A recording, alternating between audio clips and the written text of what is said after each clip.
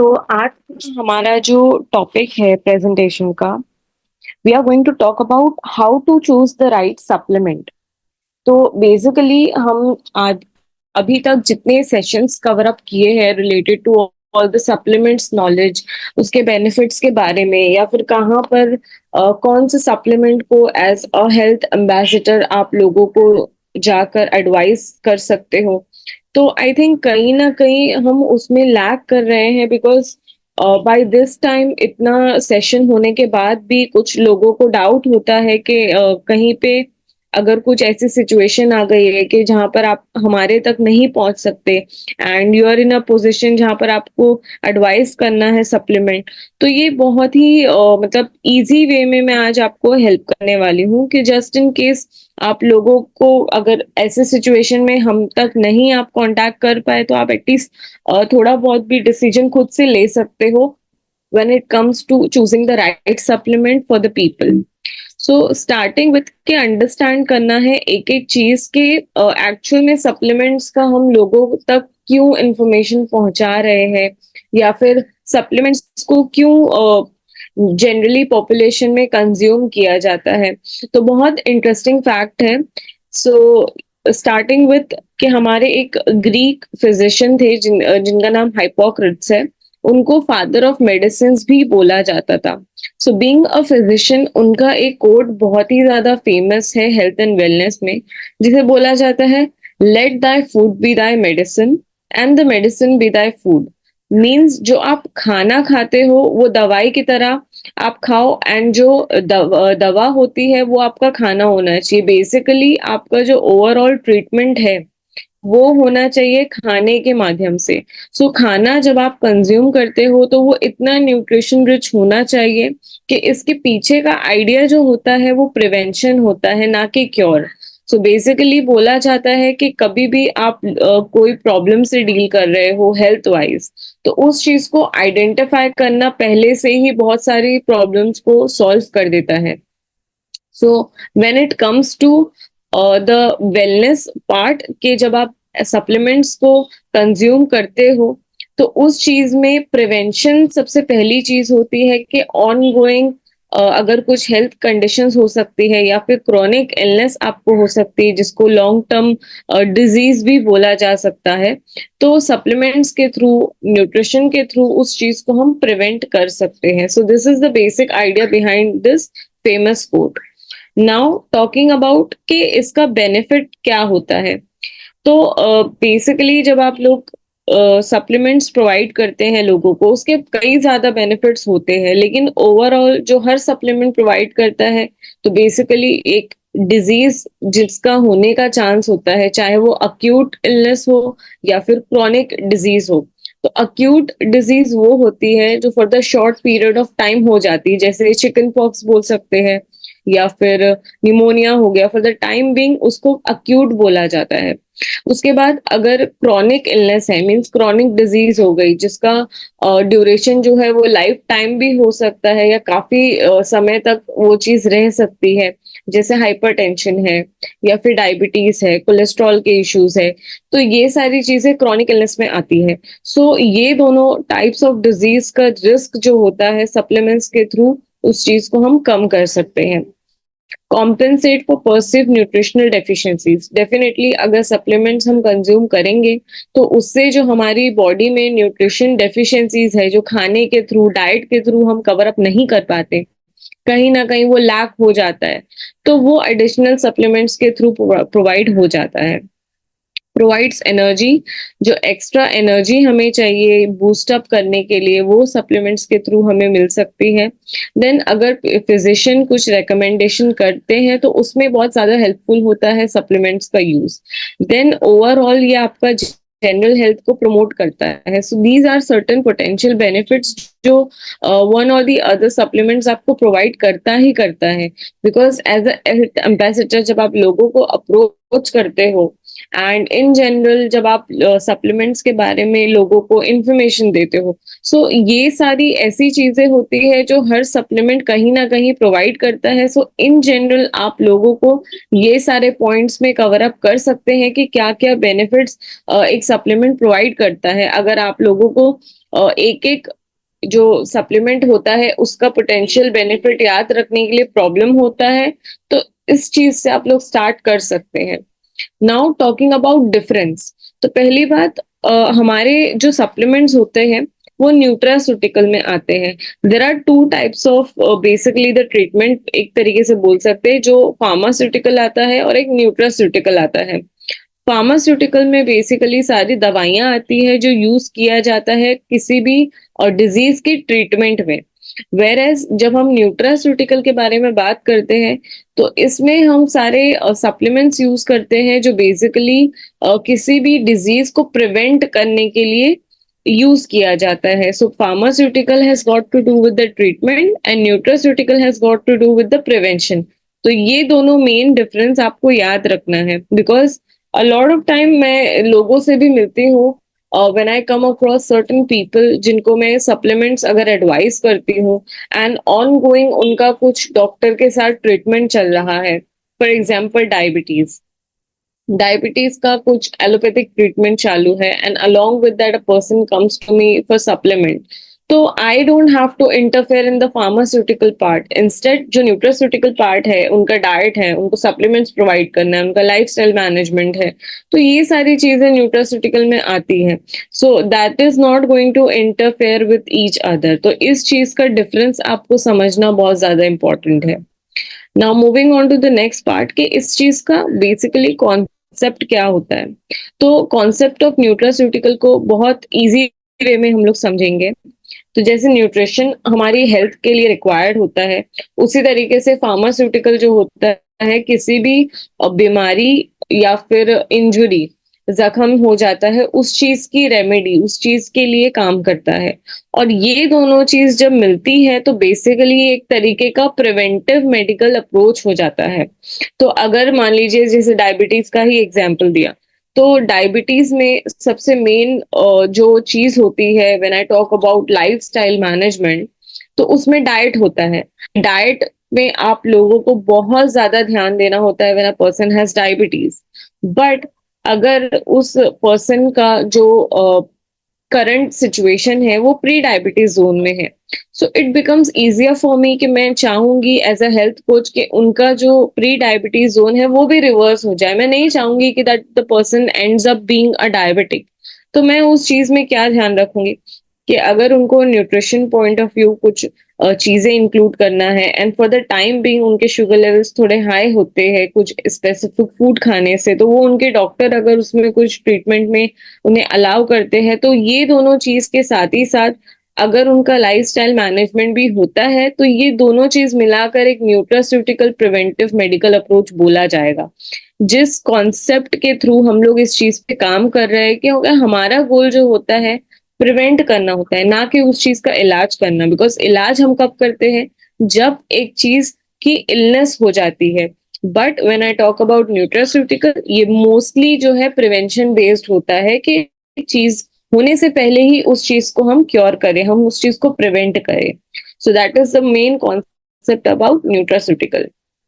अब basically nutraceutical के बारे में हमने ये जाना है कि होता क्या है, फिर डिफरेंस क्या होता है न्यूट्रास्यूटिकल में फार्मास्यूटिकल में, उसका कॉन्सेप्ट क्या है। साथ ही साथ ये जरूरी है समझना कि किन लोगों को इस चीज की रिक्वायरमेंट होती है। सो स्टार्टिंग विथ कि डेफिनेटली जिन्हें एडिशनल सप्लीमेंट्स की जरूरत है, जिन्हें डाइट के थ्रू कुछ चीजें कवर अप नहीं हो पाती when it comes to nutrition, तो उन लोगों में स्पेसिफिकली सप्लीमेंटेशन न्यूट्रास्यूटिकल का यूज बहुत ही ज्यादा होता है as compare to other population. तो किन लोगों की बात कर रहे हैं हम? Pregnant women, nursing women, senior citizens जो होते हैं, स्ट्रिक्ट वेजिटेरियंस जो बहुत ही सिलेक्टेड फूड ऑप्शंस जिनके पास चॉइस होता है कि मान लीजिए प्रोटीन जो हमारा एक तरीके का मैक्रो न्यूट्रिशन होता है जिसकी रिक्वायरमेंट हमारी बॉडी में ज्यादा अमाउंट में होती है, लेकिन प्रोटीन जो होता है, जब मैं फूड सोर्सेस के बारे में बात करूं, तो ज्यादातर ये चीज जो होती है नॉन वेज फूड आइटम्स से हाई बायोलॉजिकल वैल्यू में प्रोटीन कंज्यूम किया जा सकता है। तो वेजिटेरियंस के पास इस चीज का ऑप्शन बहुत लिमिटेड हो जाता है। तो उस चीज में हम अगर सप्लीमेंट्स के थ्रू उनको एडिशनल प्रोटीन प्रोवाइड कर सकते हैं, then why not. So this is the example कि स्ट्रिक्ट वेजिटेरियंस को भी रिक्वायरमेंट होता है।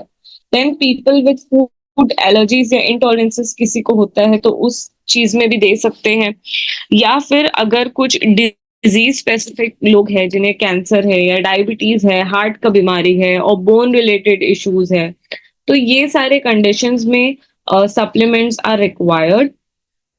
नाउ टॉकिंग अबाउट, अब हमारे यहाँ पर जो पॉपुलर सप्लीमेंट कैटेगरीज है, जो एवरी नाउ एंड देन मैं लोगों से जब मिलती हूँ तो हम मोस्टली जो सप्लीमेंट लोगों को एडवाइस करते हैं या प्रिस्क्राइब करते हैं, उस चीज के बारे में मुझे थोड़ा डिटेल में बताना है, because I think there are people जिन्हें अभी भी डाउट होता है ये समझने में कि अ, अगर कोई पर्टिकुलर पर्सन है, कोई क्लाइंट है, उनको कुछ सिम्टम्स हो रहा है तो उन्हें क्या सप्लीमेंट्स प्रोवाइड करना चाहिए या एडवाइस करना चाहिए, and they fail to reach out to us as well. तो उस कंडीशन में इट्स वेरी सिंपल ट्रिक जो मैं आपको बताऊंगी, तो एटलीस्ट आप उस कंडीशन में एटलीस्ट हैंडल कर सकते हैं, स्टार्टिंग विथ कैल्शियम।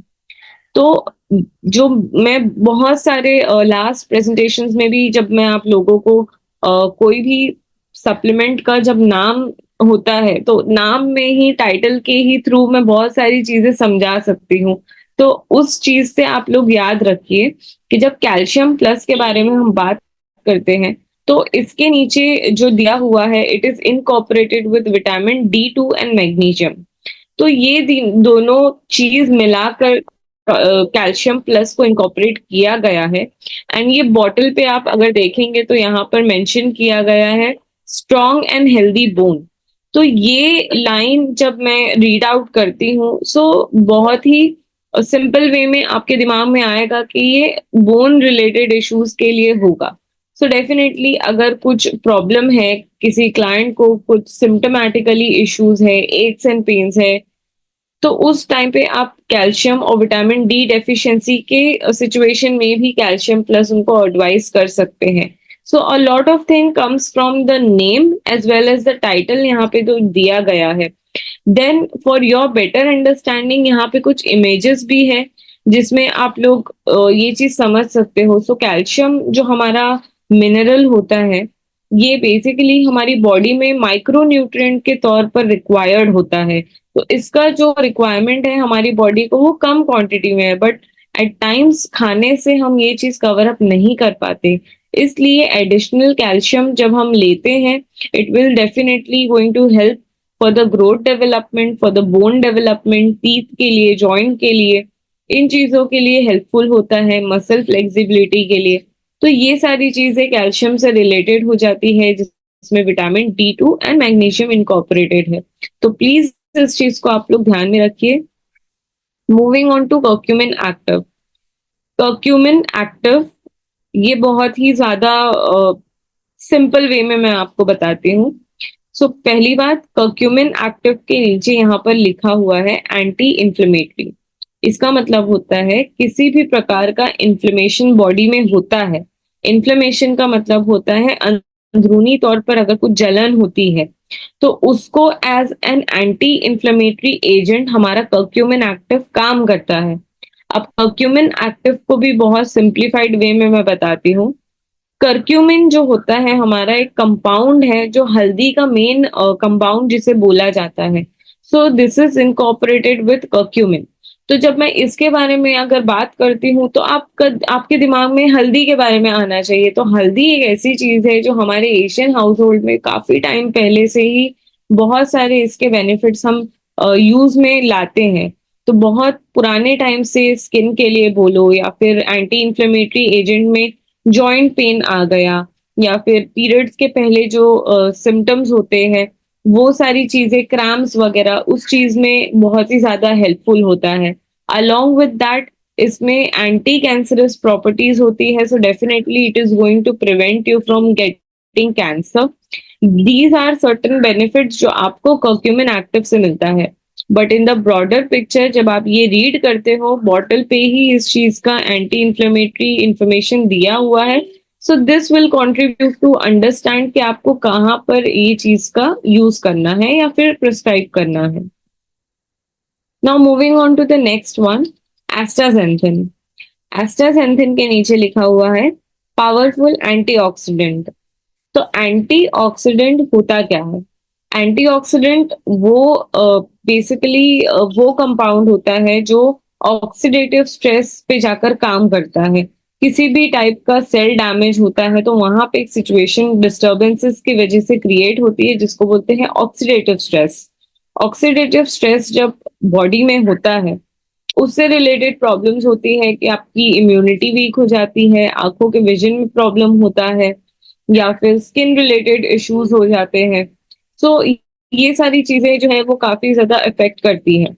और यहाँ पे इसके साथ ही साथ ये चीज लिखी हुई है that it is a powerful antioxidant, along with that it is mentioned कि stronger than विटामिन सी। तो जब न्यूट्रिशन के पॉइंट ऑफ व्यू से बात करते हैं, आपको पता होगा विटामिन सी एक टाइप का न्यूट्रिएंट है। तो विटामिन सी को एंटीऑक्सीडेंट कंसिडर किया जाता है। But when I talk about astaxanthin, इसको पावरफुल बोला जाता है antioxidant and which is more stronger than vitamin C. तो basically astaxanthin as compare to vitamin C is 6,000 times more stronger as an antioxidant. तो definitely अगर ये antioxidant product, तो ये ऑक्सीडेटिव स्ट्रेस पे जाकर काम करेगा। तो आंखों पे बेनिफिट होगा इसका कि विजन इसका इंप्रूव होता है, आई हेल्थ के लिए हेल्पफुल होता है, इम्यूनिटी बूस्ट अप होती है, हार्ट हेल्थ के लिए भी अच्छा होता है। So these are certain benefits जो आप एस्टाजेंथिन का याद रख के लोगों को as a powerful antioxidant advice कर सकते हो। Now moving on to 5G। तो 5G बहुत ही ज्यादा सिंपल वे में एक्सप्लेन कई बार मैंने किया हुआ है कि 5G क्यों बोलते हैं। Because it has the power of chlorophyll. Power of chlorophyll का मतलब क्या होता है? क्लोरोफिल वो कंपाउंड है जो प्लांट्स को ग्रीन कलर देने में रिस्पॉन्सिबल होता है। अब इसके अंदर पावर ऑफ क्लोरोफिल है। बेसिकली 5G मतलब 5 अलग अलग ग्रीन लीफी प्लांट्स से जो क्लोरोफिल एक्सट्रैक्ट करके एक प्रोडक्ट तैयार किया है, उसका नाम हमने 5G रखा है। अब इसके नीचे जैसा आप देख सकते हो ये चीज मेंशन है, स्पीड अप हीलिंग। तो डेफिनेटली अगर ये पावर ऑफ क्लोरोफिल है तो ये ग्रीन कलर रेस्पॉन्सिबल है अगर देने के लिए, तो बेसिकली एनर्जी लेवल्स को बूस्ट अप करेगा। एंड जो आपका हीलिंग प्रोसेस होता है बॉडी में, चाहे वो ब्लड सर्कुलेशन से पॉइंट ऑफ व्यू से हो या फिर आपकी इम्यूनिटी लेवल के पॉइंट ऑफ व्यू से हो, तो उस चीज को ये स्पीड अप करता है। डेफिनेटली जब एनर्जी लेवल्स आपके इम्प्रूव होंगे तो आपका जो लो हीमोग्लोबिन लेवल होता है, मींस खून की कमी, उसकी वजह से भी थकावट लगती है, एनर्जी लो लगती है, तो उस चीज को ये इम्प्रूव करता है। और बेसिकली पूरा ओवरऑल जो हमारा ब्लड सर्कुलेशन होता है ये उसको भी डिटॉक्सिफाई करता है। So that is how it is going to speed up the healing process as well. Antibodies का प्रोडक्शन इंक्रीज करता है। सो अगर एंटीबॉडीज एडिक्वेटली अगर आपकी फंक्शन करती है तो डेफिनेटली इम्यूनिटी बूस्टअप होगी, एंड किसी भी टाइप का इंजुरी या फिर वुंड होगा वो फास्टर रिकवरी में जाएगा। सो that is what 5G does. तो 5G बहुत ही इजी वे में स्पीड अप से आप याद रख सकते हो, किसी भी चीज को बूस्ट अप करने के लिए ये चीज हेल्प करता है। Then moving on to slim trim. नाम ही सजेस्ट कर रहा है फॉर दी स्लिम ट्रिम, जैसा बोल सकते हैं। स्लिम इज बेसिकली पतला होने के लिए। एंड इसके नीचे जो लाइन दिया हुआ है, burn fat daily, so this is basically fat burning supplement। तो बाय डिफॉल्ट आपके ध्यान में आना चाहिए वेट लॉस के लिए हेल्प करेगा। इसका जो यहाँ पर एक और चीज मेंशन है विच इंक्रीज द मेटाबॉलिज्म। तो बॉडी में जब मोटापा हो जाता है, when a person is dealing with obesity, तो हमारी जो बॉडी का मेटाबॉलिज्म होता है वो स्लो डाउन हो जाता है, and this is the main reason that person keeps putting on weight. तो जब स्लिम ट्रिम आप लोगों को एडवाइस करते हो, डेफिनेटली जो फैट स्टोर्स है वो रिलीज होता है, फैट बर्न होता है daily, and it is going to work on the appetite as well. तो वो आपकी भूख को कम करेगा, which will ultimately lead to weight loss. कि आप कम खाओगे तो फिर डेफिनेटली आप इतना वेट पुट ऑन नहीं करोगे, and that is how you shed your pounds, extra pounds जो होते हैं।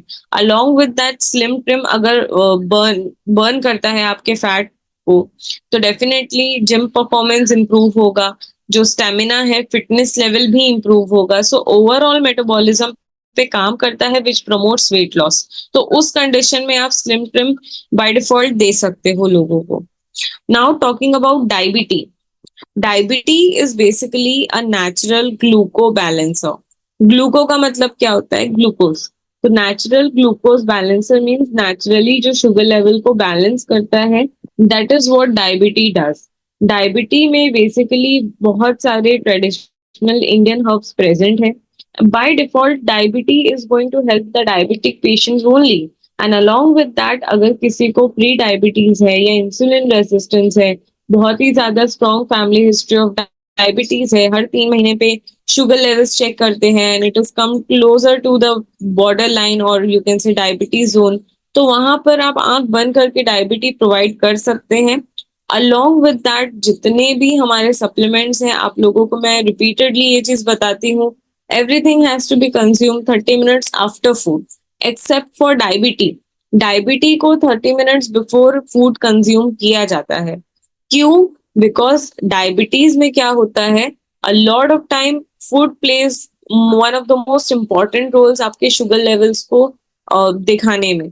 तो जब आप खाना खाते हो, उससे जो स्पाइक होता है शुगर्स में, अगर उस टाइम पे आप जो डायबिटी है खाने के पहले ही लेंगे, तो वो स्पाइक कंट्रोल पहले ही हो जाएगा, ना के बाद में। That is why diabetes supplement को खाने के पहले लिया जाता है, ताकि खाने के जो स्पाइक आते हैं आपके शुगर लेवल्स में, वो कंट्रोल हो जाए। सो दिस इज व्हाट कि आप डायबिटी लोगों को ऐसे सिचुएशन में रेकमेंड कर सकते हैं। Now moving on to Vinzink. Vinzink is basically the bio available form of the zinc, and zinc हमारा जो मिनरल होता है हमारे डाइट में, अगर मैं बात करूं, तो इट इज रेस्पॉन्सिबल हमारी इम्यूनिटी लेवल्स को इम्प्रूव करने में, बूस्ट अप करने में, रेगुलेट करने में बहुत ही ज्यादा इम्पोर्टेंट होता है। तो विन जिंक से रिलेटेड जो पोटेंशियल बेनिफिट्स है, तो एक तो डायरिया के ट्रीटमेंट में भी यूज होता है कि बहुत एक्सेस डायरिया अगर किसी को हो जाता है, तो वहां पर जिंक की रिक्वायरमेंट होती है, तो वहां पर आप विन जिंक बोल सकते हो कंज्यूम करने के लिए। या फिर कुछ सिम्टम्स है लाइक एक्जिमा हो गया, तो उसके सिम्टम्स को कम करने के लिए भी विन जिंक हेल्पफुल होता है। Along with that one of the most important role जो जिंक का हमारी बॉडी में होता है, वो डीएनए सिंथेसाइज करने में या फिर जीन रेगुलेशन में बहुत ही ज्यादा हेल्पफुल होता है। तो वहां पर आप लोगों को विन जिंक प्रोवाइड कर सकते हो। Then moving on to immune rest. Immune rest is basically a premium immune support supplement.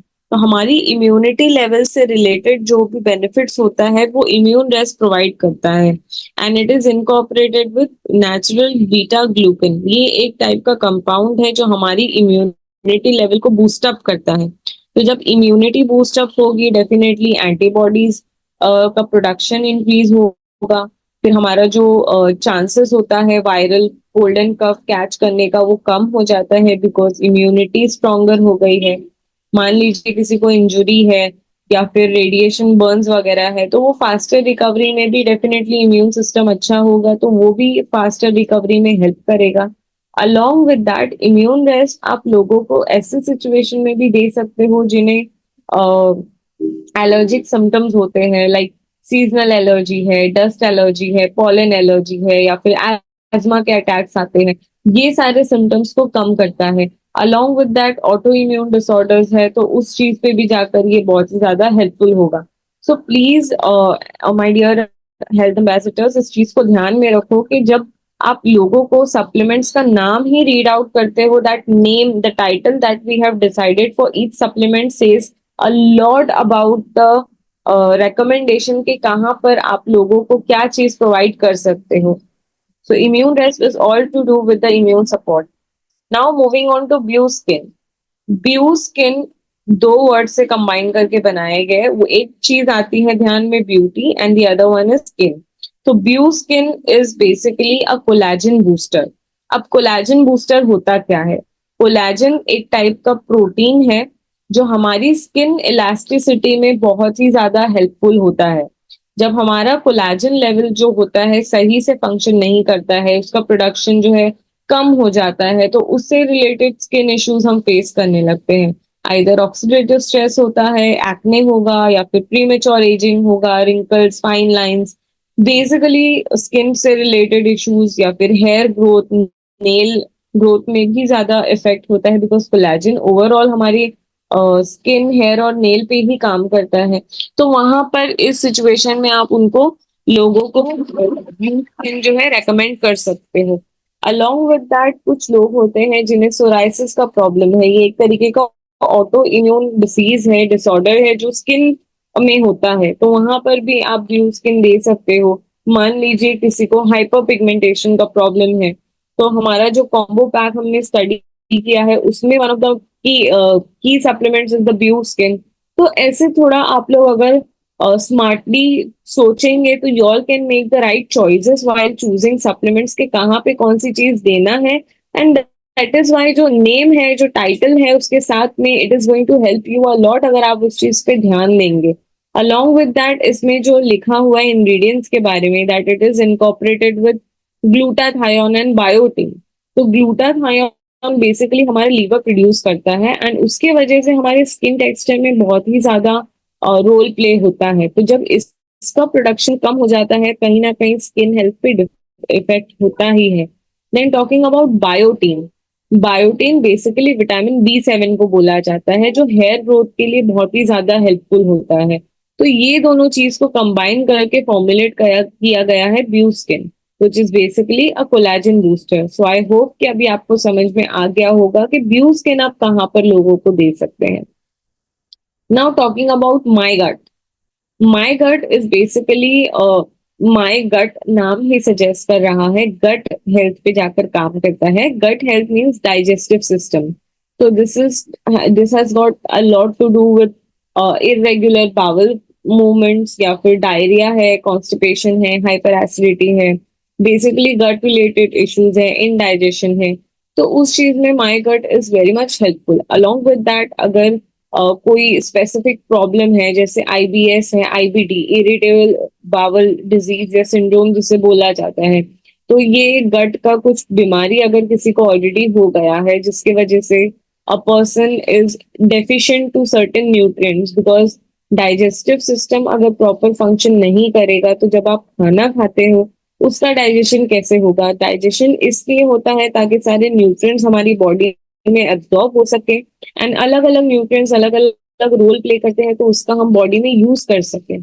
तो definitely my gut is going to help कि आपका न्यूट्रिशन एब्जॉर्प्शन भी बराबर हो, and that is what my gut is going to help you with. Along with that इस पे लिखा हुआ है प्री एंड प्रोबायोटिक। तो इसमें वो सारे एलिमेंट्स, वो सारे कंपाउंड्स भी प्रेजेंट है जिससे फॉर्मुलेट करके हमने माई गट बनाया है, and that is going to help you to balance the healthy bacteria जो आपके इंटेस्टाइन में प्रेजेंट होते हैं। तो जब भी आप लोगों से मिलते हैं and you come across certain type of digestive issues, whether it be hyper acidity, constipation, diarrhoea, anything related to stomach, by default my gut is the go to supplement जो आपके ध्यान में आना चाहिए।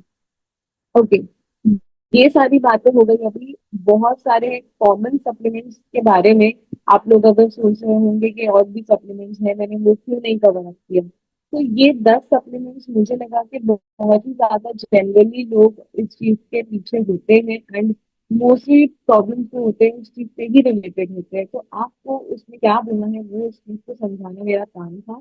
बिसाइड्स दैट सप्लीमेंटेशन जैसे बहुत basic example है कि मेरे पास अगर एक इंडिविजुअल आते हैं and the person has this in their head कि उन्हें वेट लॉस करना है, तो डेफिनेटली अगर मैं उनको वेट मैनेजमेंट का कॉम्बो पैक देती हूँ या फिर सिर्फ स्लिम स्लिम देती हूँ, तो सिर्फ supplement is not going to help them to achieve the target gain. Along with that जो सप्लीमेंटेशन के साथ अदर रिक्वायरमेंट होती है, वो ये होता है कि हेल्दी डाइट फॉलो करना, न्यूट्रिशनल प्रैक्टिस जो रिक्वायर्ड होती है उस चीज से स्टिक होना। उसके बाद एक वेट ट्रेनिंग होती है जिसमें फिजिकल एक्टिविटी आ गई, रेस्ट एंड रिकवरी पीरियड भी होना चाहिए। बिसाइड्स दैट जब आप ध्यान में रखते हो कि कुछ गोल्स है, कुछ टारगेट है, तो उसको सेटअप करने के लिए कुछ लिमिटेशन होते हैं कि मान लीजिए that individual wants to lose 5 to 7 kilos, but ये गोल जो है बहुत अनरियलिस्टिक होगा जब मैं हवा में बात करूँ कि मुझे 5 to 7 केजीज कम करना है। बट अगर इस चीज में मैं एड ऑन करती हूँ कि मुझे 5 to 7 केजीज इज इंडिविजुअल का 3 मंथ में कम करने में, this make so much sense कि मेरे पास एक लिमिटेड पीरियड का टाइम है, उसमें मुझे ये गोल अचीव करना है with the help of diet, exercise, proper rest and setting up proper goal. And time to time उस चीज का ध्यान में रखना है। जस्ट बिकॉज आप सप्लीमेंट कंज्यूम कर रहे हो, that supplement is alone not going to help. तो ये आपका काम है एज अ हेल्थ एम्बेसडर लोगों तक इंफॉर्मेशन पहुंचाना।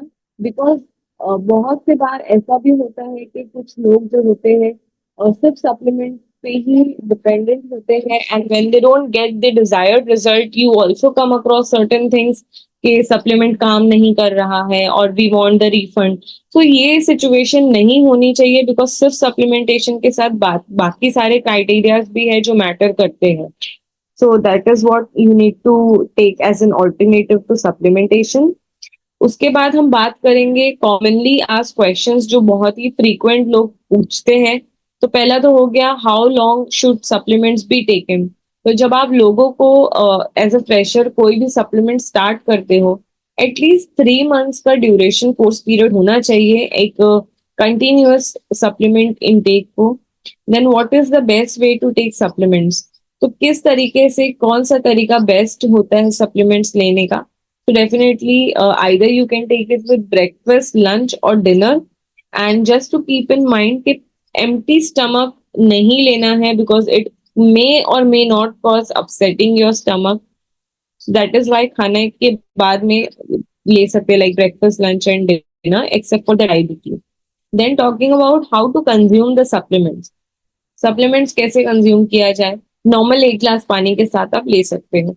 सो दीज आर सर्टेन क्वेश्चंस जो मे बी आप लोगों से कम अक्रॉस करते हो, तो आपको पूछा जाता है या फिर नहीं भी पूछा जाता है, जस्ट इन केस आप लोग इस चीज का ध्यान में रखिए। So that's about it, and I hope ये चीज बहुत ही ज्यादा सिंप्लीफाइड वे में थी, and I was in the zone that मुझे लग रहा था कि हमारे जो हेल्थ एम्बेसडर्स है वो कहीं ना कहीं स्टक हो जाते हैं अगर हम उन तक पहुंचने में अगर थोड़ा भी डिले हो जाए या फिर किसी भी कारण कम्युनिकेशन नहीं हो पाए। सो this is what you all can also start doing from now. Each supplements का टाइटल आप याद रखो, नाम क्या बोल रहा है, तो उससे बहुत ज्यादा हेल्प होता है।